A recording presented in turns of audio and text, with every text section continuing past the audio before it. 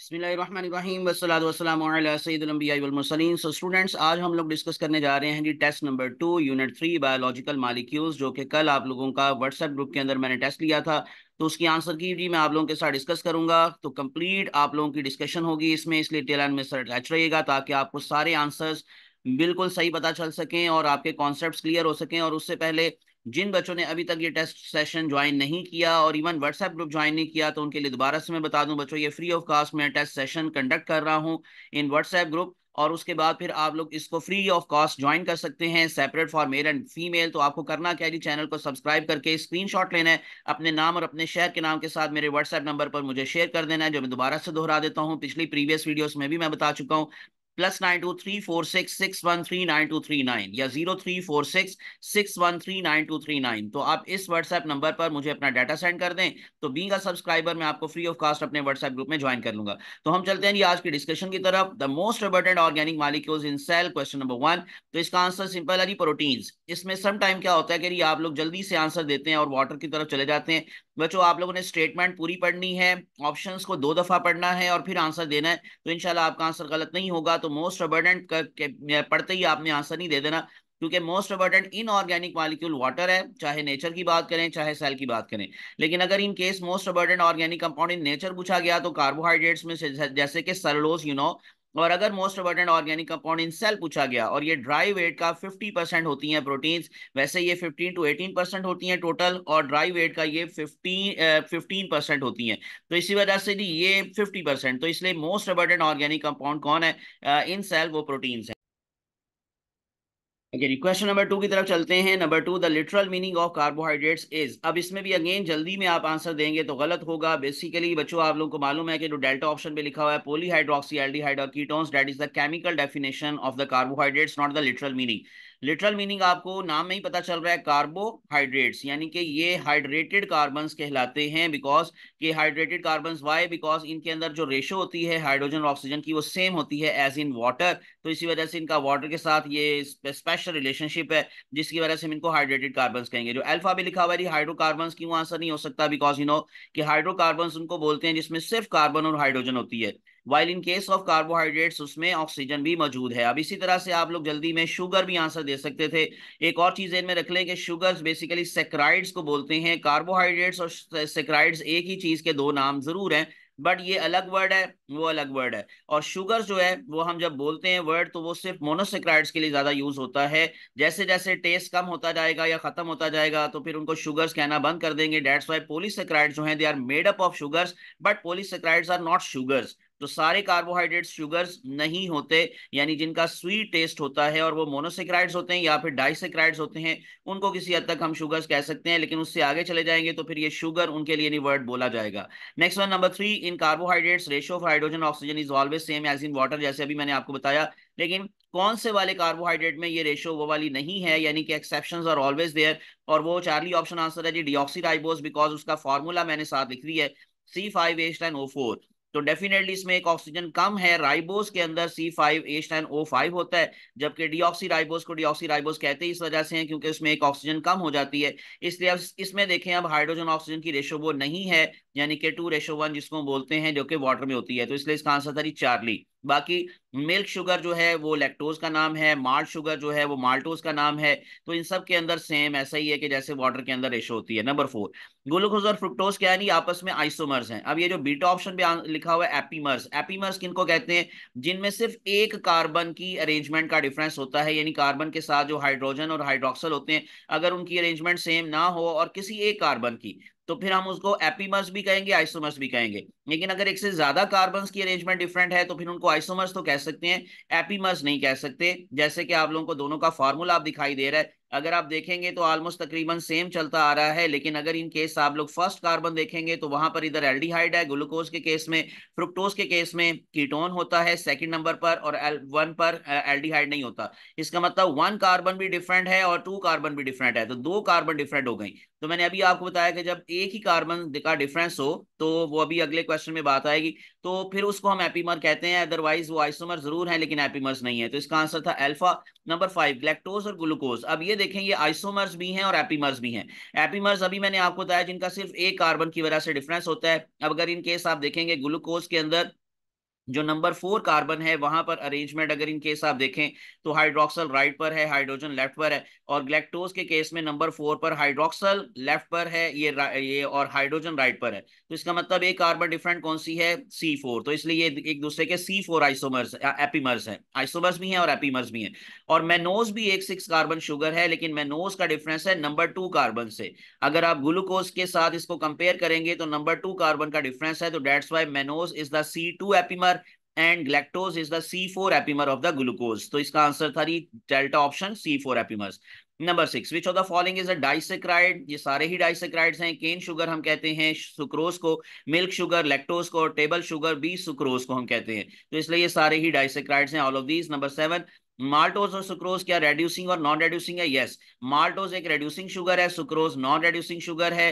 ये जो है जी इसका आंसर सिंपल था अल्फा। ये आप लोगों को अगेन नजर आ रहा है कि रेड्यूसिंग और नॉन रेड्यूसिंग का जो कॉन्सेप्ट है वो भी मैं दोबारा से आपको क्लियर कर दूं कि जब आपको जो एनोमेरिक कार्बन है, एनोमेरिक कार्बन कहते हैं जहां पर जो है एल्डिहाइड या कीटोन होता है, यानी सुक्रोज के केस में नंबर 2 कार्बन होती है और माल्टोज के केस में ये नंबर 1 कार्बन होती है।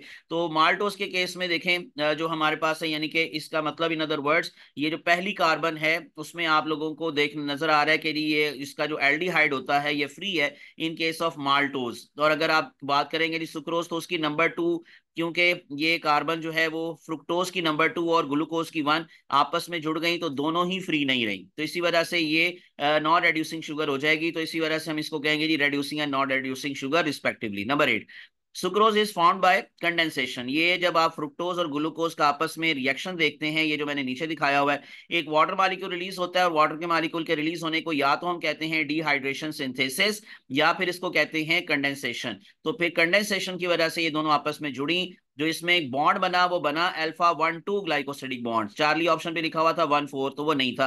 हाइड्रोलिसिस से ये ब्रेक होगा सुक्रोज का मालिक्यूल और दोबारा से ग्लूकोज और फ्रुक्टोज मिलेंगे, तो इसका मतलब यहाँ हाइड्रोलिसिस नहीं बल्कि कंडेंसेशन हो रही है। तो इसी वजह से इसका आंसर क्या था हमारे पास, बीटा ऑप्शन कंडेंसेशन। हम चलते हैं नंबर क्वेश्चन नंबर 9 की तरफ।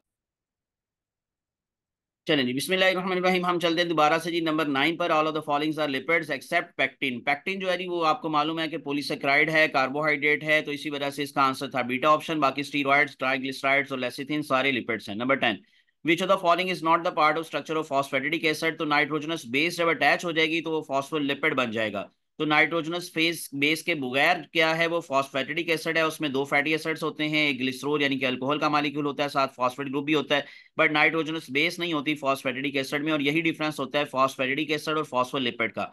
11, फॉस्फोलिपिड्स क्या है, ये इनके पास क्या है, नंबर 2 ग्लिसरोल्स हैं, 1 fatty acid, 1 phosphoric acid. You know कि इसके पास जो पूरा स्ट्रक्चर है इसका वो भी मैंने बताया आपको कि 1 ग्लिसरोल और उसके बाद 2 फैटी एसिड और 1 phosphoric acid plus 1 nitrogenous base. यहाँ पर तो वो नहीं लिखा हुआ, लेकिन आप इसका आंसर इन डेल्टा 4 ऑप्शंस में से डेल्टा ऑप्शन बेस्ट ऑप्शन है, उसी को आंसर देंगे। नेक्स्ट वन है जी number 12, identify the sugar in given structure. तो ये आपको जो स्ट्रक्चर नजर आ रहा है ये राइबोफ्यूरानोज यानी कि 5 कॉर्नर्ड रिंग है ये राइबोस की, तो इसको हम बोलते हैं राइबोफ्यूरानोज। नेक्स्ट वन 13 नंबर पर है जी ester is the product of यूनो बेस और अल्कोहल, एसिड और अल्कोहल। एसिड और अल्कोहल जब आपस में मिलते हैं तो उससे बनने वाला जो स्ट्रक्चर होता है वो एस्टर कहलाता है, तो इसी वजह से Charlie option acid and alcohol. Number 14, lipid store double amount of energy as compare to carbohydrates. क्यों? क्योंकि इसमें CH बॉन्ड ज्यादा होते हैं और ऑक्सीजन कम होती है, तो इसलिए अगेन जल्दी में आंसर आपने गलत दे देना है, बीटा ऑप्शन ऑक्सीजन लिखा हुआ है, तो वो ऑक्सीजन कम होने की वजह से और CH बॉन्ड ज्यादा होने की वजह से, तो delta option CH bonds. 15, haemoglobin is one of the example of polymer है। यू नो कि ये प्रोटीन है, तो प्रोटीन हमेशा क्या होती हैं, पॉलीमर्स ऑफ अमाइनो एसिड्स, तो इसी वजह से ये एक पॉलीमर है। नेक्स्ट 16, अब इसमें भी आंसर अगर आप लिखेंगे तो आप लोगों को शायद लगेगा कि 4 चेन्स होती हैं तो टेट्रामर होना चाहिए, तो ऐसा नहीं है। तो 4 चेन्स के अंदर जो यूनिट है वो अमाइनो एसिड ही होता है हर एक का, तो इसी वजह से इसका आंसर था polymer. 16, all proteins are initially synthesized as polymers of organic acid. Amino acids क्या है, नहीं ऑर्गेनिक एसिड, तो हम ऑप्शंस में अमाइनो एसिड्स ढूंढ रहे होते हैं वो हमें मिलता नहीं, तो इसलिए हम कंफ्यूज हो जाते हैं। तो सिंपल सी बात है बच्चों, ऑर्गेनिक एसिड है ये अमाइनो एसिड्स, तो इसी वजह से इसका आंसर इन 4 ऑप्शंस में से अल्फा होगा। 17, विच bond is present in between oxygen and hydrogen of water. ये बड़ा इंपॉर्टेंट क्वेश्चन था, फेडरल की बुक में बड़ा क्लियर कट इसको एक्सप्लेन किया गया है, पंजाब टेक्स्ट बुक वगैरह में या बाकी किताबों में इसको ज्यादा एक्सप्लेन नहीं किया गया। बेसिकली ये हाइड्रोजन और ऑक्सीजन का जो आपस में बॉन्ड होता है वो पोलर कोवलेंट बॉन्ड होता है। जो एक वाटर का मालिक्यूल का दूसरे वाटर मालिक्यूल से बॉन्ड बनता है वो हाइड्रोजन बॉन्ड होता है। लेकिन एक सिंगल वाटर मॉलिक्यूल के अंदर जो ऑक्सीजन और हाइड्रोजन आपस में अटैच होती हैं वो पोलर कोवलेंट बॉन्ड की वजह से। वाई? बिकॉज फिर हाइड्रोजन की अट्रैक्शन किसी और ऑक्सीजन के मॉलिक्यूल के साथ भी जो दूसरे वाटर मॉलिक्यूल में होता है उसके साथ भी होती है। इसी वजह से ये प्योर कोवलेंट बॉन्ड नहीं होता, ये पोलर कोवलेंट बॉन्ड होता है। तो चार्ली इसका आंसर था। 18 ग्लाइसाइल एलानीन, ये आपको मालूम है कि ये एक ग्लाइसिन और एलानीन से बनने वाला डाइपेप्टाइड है। तो इसमें जब दो अमाइनो एसिड आपस में जुड़ जाते हैं तो फिर उनको, हाँ, या तो हम कहते हैं अमाइनो एसिड के रेजिड्यूज, या फिर उनको बोलते हैं अमाइनो एसिड सब यूनिट्स। तो इसलिए इसका आंसर था अल्फा अमाइनो एसिड सब यूनिट्स। इसमें एक ही पेप्टाइड बॉन्ड होगा तो बीटा ऑप्शन आंसर नहीं हो सकता था। हाइड्रोजन बॉन्ड की वजह से ये आपस में जो है वो एक दूसरे के साथ अटैच जरूर होते हैं, लेकिन वो सेकेंडरी, जो सेकेंडरी स्ट्रक्चर होता है उसमें बनता है। तो इसलिए इसका आंसर था alpha. 19, what force of attachment is found in all structure of proteins? Peptide bond her structure में है, जबकि आयोनिक बॉन्ड जो है और इसी तरह से हाइड्रोजन बॉन्ड है वो हर एक में नहीं है। तो इसका आंसर था beta option, peptide bond. Next one, 21, complete on complete hydrolysis, starch में से क्या निकलेगा? जब कंप्लीट हाइड्रोलिसिस होगी तो ग्लूकोज, लेकिन जब इनिशियल हाइड्रोलिसिस हम कहेंगे शुरू पर माल्टोज बनता है, फिर माल्टोज क्योंकि ग्लूकोज से बना होता है तो फाइनल प्रोडक्ट क्या होती है स्टार्च की हाइड्रोलिसिस की? That is glucose.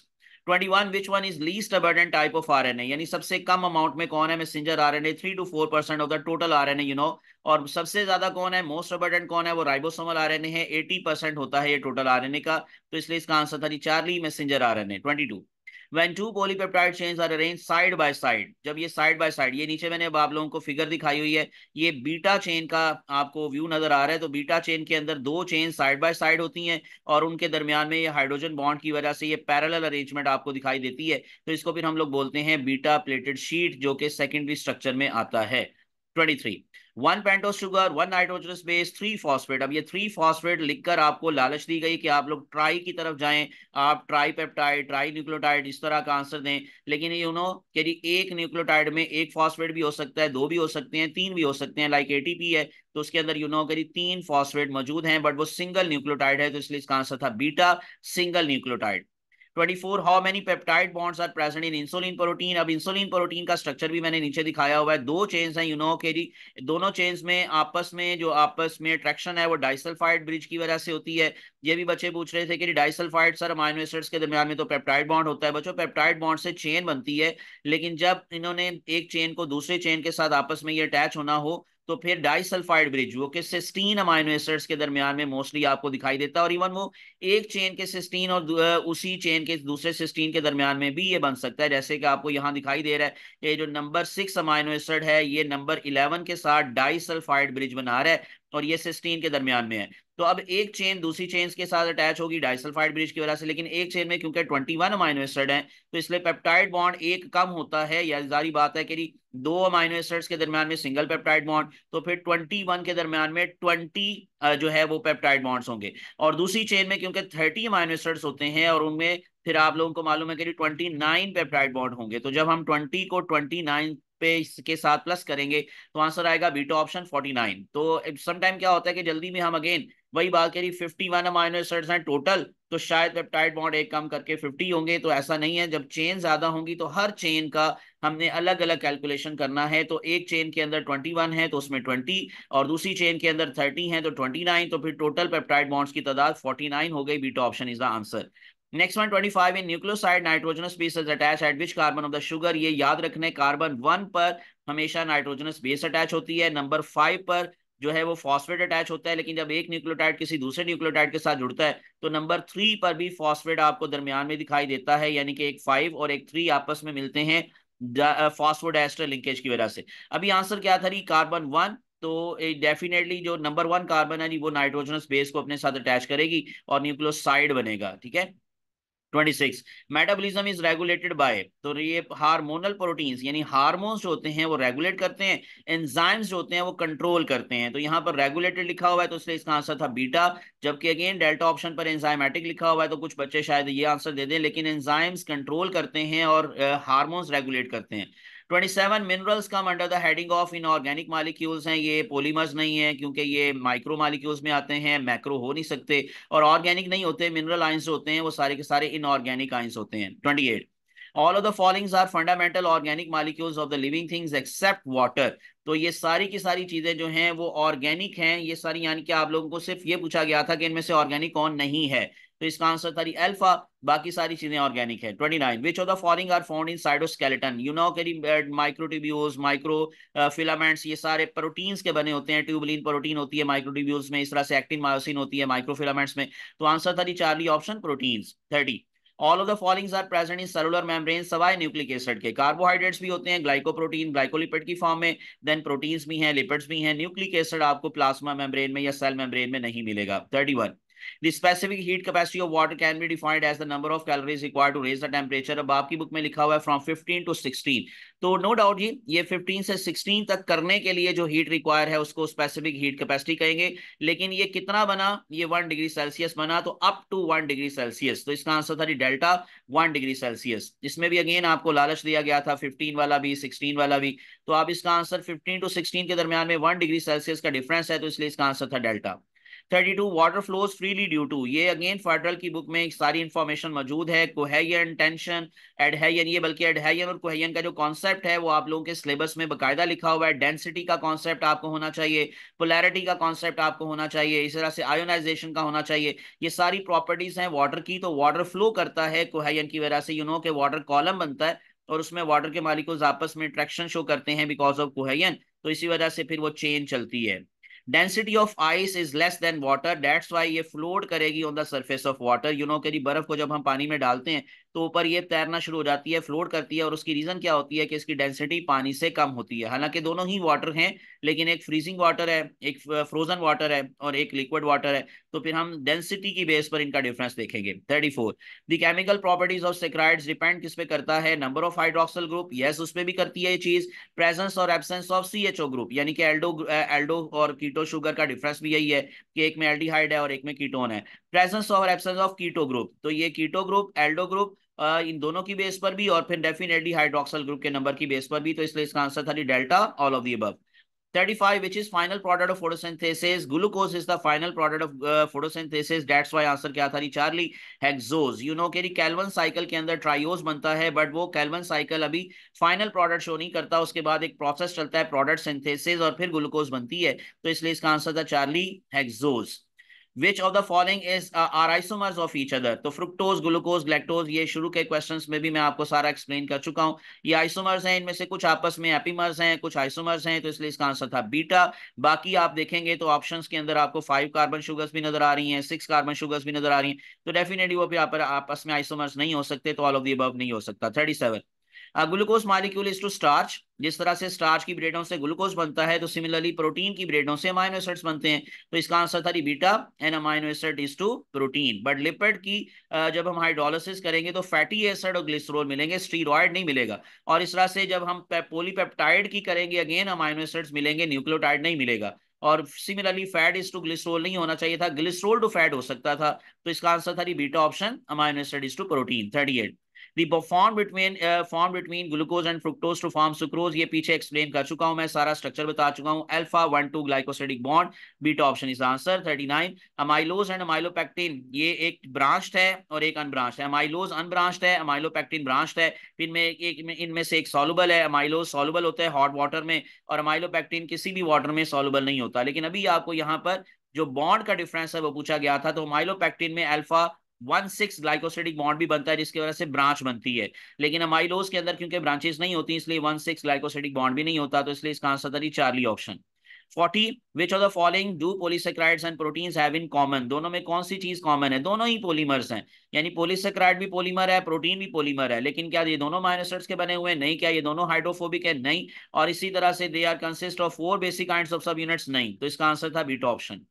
Next one 41 the characteristics that all lipids have in common, तो इनमें कौन सी चीज कॉमन है, they are all made up of fatty acid and glycerol, क्या सारी फैटी एसिड ग्लिसरॉल के बने हुए हैं, ऐसा नहीं है। इसी वजह से इसका आंसर जो है वो जी हमारे पास अल्फा नहीं हो सकता। सो दे ऑल कंटेन नाइट्रोजन, नहीं, ये आपको फॉस्फोलिपिड में मिलेगी लेकिन हर एक में नहीं होती। None of them is very high in energy content, नहीं, सारे ही एनर्जी कंटेंट में बहुत हाई होते हैं। और आखिरी ऑप्शन भी बचता है जी none of them dissolves in water, yes, कोई भी लिपिड पानी में सॉल्युबल नहीं है, तो इसलिए इसका आंसर था delta. 42 in an amino acid in which the R group is hydrogen and amino acid will be glycine, that is the smallest amino acid, ये भी याद रख ले, क्योंकि इससे छोटा R ग्रुप किसी के पास भी नहीं है, और R ग्रुप इसमें क्या है, हाइड्रोजन है, तो इस वजह से इसको सबसे छोटा अमाइनो एसिड भी बोलते हैं, beta option glycine. 43 each alpha chain of haemoglobin contains how many peptide bonds, तो ये अगेन वही बात कि आपने हर चेन की अलग अलग कैलकुलेशन करनी है। तो यू नो कि अल्फा चेन में 141 अमाइनो एसिड्स होते हैं, इसलिए पेप्टाइड बॉन्ड कितने होंगे 140, और हर बीटा चेन में 146 अमाइनो एसिड्स होते हैं, तो अगर बीटा चेन का पूछा जाए तो फिर 145, और मिलाकर फिर हम चार कम कर देंगे, 574 टोटल अमाइनो एसिड्स हैं। तो अगर चारों के मिलाकर यानी कि हीमोग्लोबिन के अंदर पूछा जाए कि कितने पेप्टाइड बॉन्ड है, तो फिर हमारा आंसर होगा 570।